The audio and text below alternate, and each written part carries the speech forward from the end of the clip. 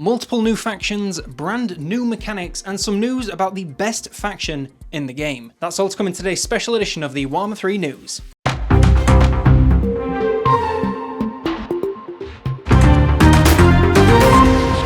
Good afternoon, I'm COLONELDAMNEDERS and welcome to the Warhammer 3 Newsroom. Today's top story is of course that Bellacor is not only a playable lord, but he's coming with his own faction and some brand new faction mechanics. He's going to be a Warriors of Chaos faction, which seems bizarre as he really is a demon of Chaos Undivided, but I digress. He's still coming with access to the widest roster of demons from all branches of Chaos, allowing him to assemble armies from this gargantuan choice for any occasion. This also indicates that other Warriors of Chaos might get access to some units from particular branches of Chaos, so be excited to see more info on that. He starts on the Isle of Wight in Albion, where he has the sole goal of creating as much destruction as possible.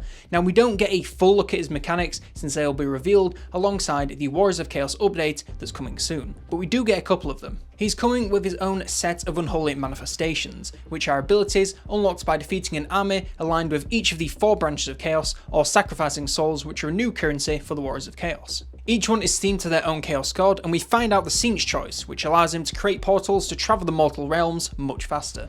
Each one also summons demonic reinforcements for his forces. Bellicose Shadow is next up. This causes him to corrupt any mortals who stand against him. This means if you defeat a human lord in battle, they are marked with chaos and are slowly corrupted until eventually they are converted into a demon prince, which can then be used in your armies. Finally, he has access to the Chaos Gifts. These are gained by offering souls to the gods and can unlock you powerful but limited rewards which boost your battle expertise or grant demonic reinforcements. That's all we have on him for now, but more info is sure to come once we find out a little bit more about that Warriors of Chaos update. The second half of this blog is all about some new dedicated factions for some lords that have too long been forced to share a start. First we have Volkman, who is now the leader of the Cult of Sigmar. He has no care for elect accounts, so will not partake in their system, most likely. He will instead seek to track down and seal away books of Nagash. He's going to be starting in the lower Southlands, and as he collects and seals these books, he'll gain more powerful boons and abilities. Of course, the Tomb Kings won't be in direct competition to collect these books, so watch your back for skellies out there. Brindle is now the leader of the Ancestral Throng. He'll be starting in Nagaroth to take on the Dark Elves, for who he holds an eternal grudge, and makes moves to take down the Witch King. Hellman Mayoman Gorst is the leader of the Caravan of Blue Roses, which sounds like a pretty awesome band name.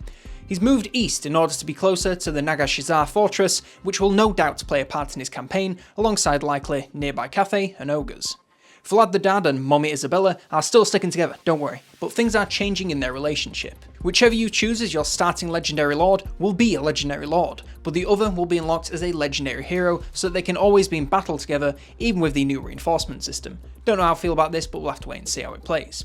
Siggy, the magnificent Rap Lord, is now leader of the Decadent Host. He resides in the northwestern Chaos Wastes and now has the ability to seduce units, use seductive influence and diplomacy, and has access to Slaanesha's demonic breed, which is most likely their units. And finally, Kolek Suneater is now the leader of the Heralds of the Tempest. He resides in the northern cap of the Mountains of Morn and is keen to seek out monolithic settlements, whatever that means. Now that's all we have for news for now, but next week we're told to expect something about extra content coming alongside Mortal Empires. Could it be the Warriors of Chaos update, another rework, or maybe another DLC? Are we finally getting Blood for the Blood God? We'll find out next week and talk about it right here in the Warhammer 3 Newsroom. For now though, that's all we have time for. Special thanks to Henry Tucker for his support of the show at the Officers tier. Huge thank you to all supporters at every tier for their support, and thank you for watching. For now, I've been COLONELDAMNEDERS, and I will see you next turn.